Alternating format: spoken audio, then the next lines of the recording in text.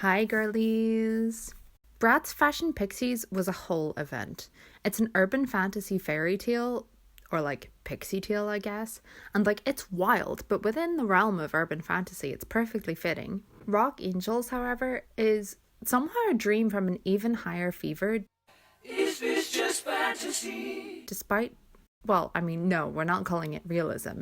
This is just a different brand of fantasy. God, I wish London were real. It's also my favourite. We are going to talk about the weird editing style in a bit, but I am passionate about it. I am inspired by it. Also, the story is feral. Things just kind of happen because they're happening and there is no rhyme or reason. Brief summary time, and strap in for this one because we are going for a ride. Wondering how the girls with a passion for fashion became rock stars? Well, it's an awesome story that started while we were hanging at the mall. We open with the knowledge that the Bratz are number one in the charts, understandable given the bop. Chloe asks us if we want to know the story, setting us up for the stylistic choices that they make in this thing. Flashback, Jade has an internship for Your Thing magazine. The editor-in-chief and reigning queen of fashion, Birdine Maxwell, I don't think I can say that word, but you know where I'm going with it.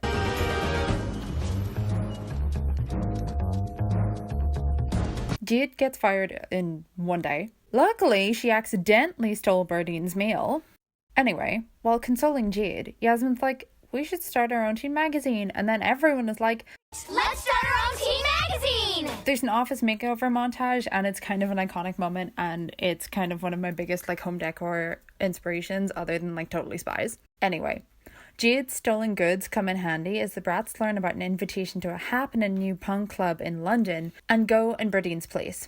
Okay, here's the London bit. Huge tourism montage, obviously, and then immediate drama. Chloe's like, I met a hot rich man on the plane and he wants to hang out. Yasmin, bestie, sorry to blow you off, but he's the 9th Duke of Essex.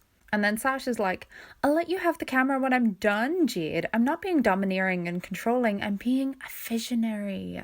Meanwhile, Yasmin befriends Byron Powell's lost dog and returns him to Byron. So Byron's like, how would you like an interview, free entry into this club, and also a recording contract? Maybe down the line you can also be international super spies, reality TV stars, and models. This is why you should rescue strangers' dogs, I guess. The recording contract, by the way, is because Byron's best girl Roxy's band broke up, so the Bratz adopted her. Okay. Yeah.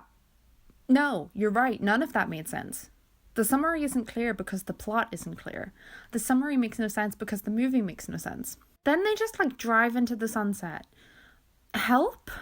Of course, everything about it is iconic, but I judge a movie based on its endless possibilities for analysis. First of all, is Bratz Rock Angels a feminist text? Because these entrepreneurial young women defy the odds and go against an established power in the industry.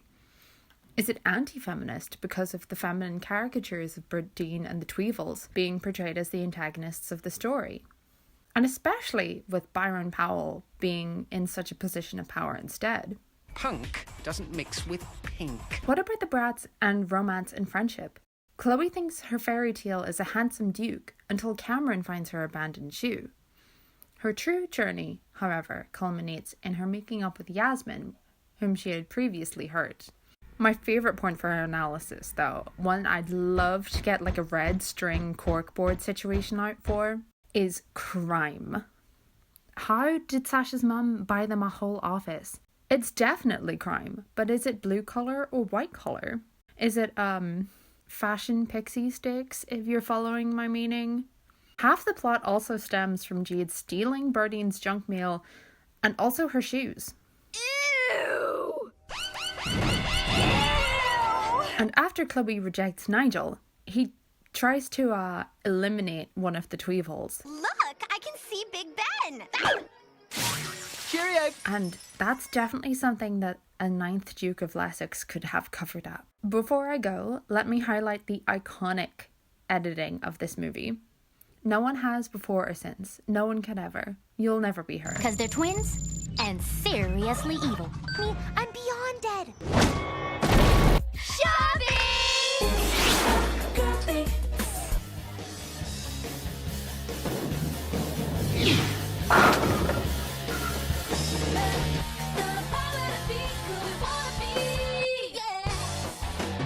Genuinely, I'm obsessed. They went hard for like no reason. No other Bratz movie does it like her. I don't care what like Oscar nom, gritty, emotional, critically acclaimed, whatever you throw at me.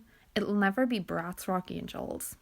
If you love this, please consider leaving a like or comment, and it would mean a lot to me if you subscribed as well. I do plan on doing more of these Bratz movies in the future if you're interested. Bye girlies!